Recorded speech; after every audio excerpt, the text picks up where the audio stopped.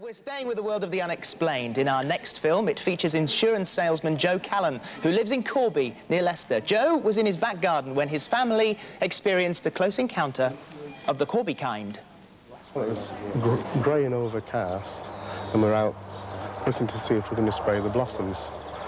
And while I got to this part of the tree, I noticed an object in the sky. I had no idea where it was. And my wife, I asked her to go and get the binoculars. And she came back and looked, and to her surprise, it was something that was quite extraordinary. It came across from the north, over this way, over the houses and over the top of the conifers. And it was just very slowly moving. And it came over further and over the top of our head. Then it changed direction and headed directly south. And then we lost it into the clouds. I thought it was a microlight, but it was moving far too slow for it to be a microlight, so I dashed off quick to get my video camera to capture it on video.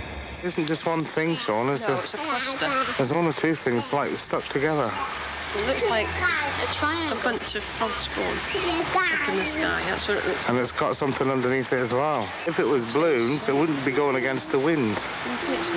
The clouds are going in the opposite direction, so if it's going north to south, whatever is powered against it, it's round anyway, Margaret. It's not quite what you think. We can rule out obvious explanations straight away. It obviously is not an aircraft, or at least not a conventional one. It's not a helicopter, nor does it behave like a balloon or a microlight. So we're left with only a few possibilities. I've viewed the footage, spoken to Joe, and seen what he's had to put in writing about the incident, and it is very intriguing indeed. More and more people are taking the subject more seriously than perhaps in the past. We're fortunate in this incident that Joe's been prepared to stand up and say, well, I just filmed this thing. I don't know what it is. I just filmed it. You tell me. I'm interested in UFOs, but I'm not that arrogant to think that we're the only intelligent beings in the universe. I need convinced with hard evidence.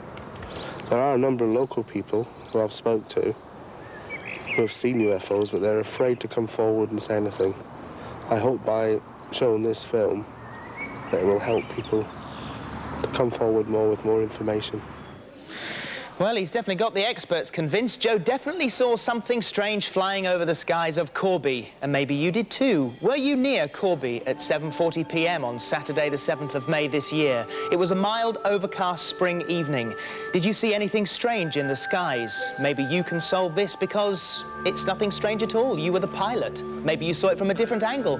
Maybe you saw it land. If you did, please phone us now on 071 757 7001. We're waiting for the call that may give us the vital information. His dear stalker to solve a few mysteries in his new programme, Schofield's Quest, and he's here to give us an update. But first, let's take a look back at some of the mysteries that he took on last night. Well, it was grey and overcast, and we were out looking to see if we're going to spray the blossoms. And while I got to this part of the tree, I noticed an object in the sky. I had no idea where it was. And my wife, I asked her to go and get the binoculars.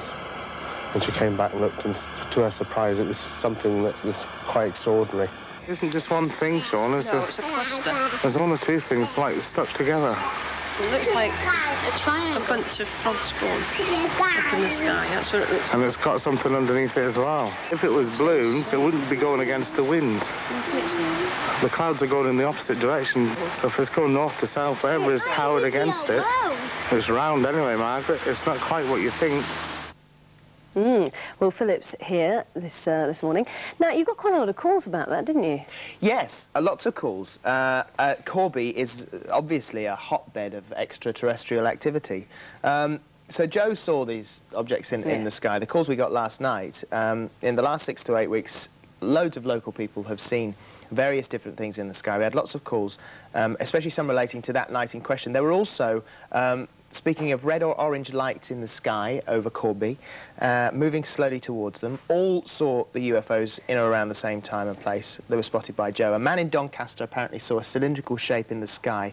But also, we did say that we're not saying we're out looking for aliens. If you've got a proper explanation for this, then, you know, if it was you that was flying, whatever it was, but a guy actually did phone in. Not that long ago, sure. No, a guy phoned in and said that on that night he was inflating helium balloons, but had overfilled them, and they flew off into the sky, looking very much like frogs. Really? Hey, we better just explain, you know, before we go any further, exactly what Schofield's Quest is all about. It's a bit like a cross between Notes and Queries and a bit of Crime Watch and something else thrown in, isn't it? Really? Roadshow, a little bit of everything, really. Yeah, it's all thrown in there. It's a case of, and we didn't want to limit ourselves to any specific area, and so it's a very wide, broad programme, like a award programme. It's like this blunderbuss effect of covering everything, and it really is a programme of loose ends and then you ask people to phone in and sort of say if they've got anything. There's nothing better than a television audience sort of sitting captive in their seats, everyone an armchair detective. There's nothing better than 10, 14 million people who might have access to questions and answers that baffle the experts. Yeah. So we've thrown it open on all sorts of different subjects, from UFOs to missing people. And you got Madame Tussauds. They wanted a 1940s gas